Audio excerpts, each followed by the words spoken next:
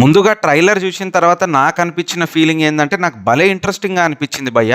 ఆ నేటివిటీ కానీ, ఆ టైం పీరియడ్ కానీ, ఆర్టిస్ట్ల పర్ఫార్మెన్స్లు కానీ చాలా రియలిస్టిక్ గా అండ్ అథెంటిక్ గా అనిపించాయి భయ్య నాకైతే. ఎస్పెషల్ గా సమంత ఓన్ వాయిస్ తో డబ్బింగే చెప్పినా కూడా రాయలసీమ స్లాంగ్ అయితే చాలా పర్ఫెక్ట్ గా దింపింది అనిపించింది. ఈ ట్రైలర్ లో రెండు ఇంట్రెస్టింగ్ పాయింట్స్ అయితే నాకు అనిపించాయి.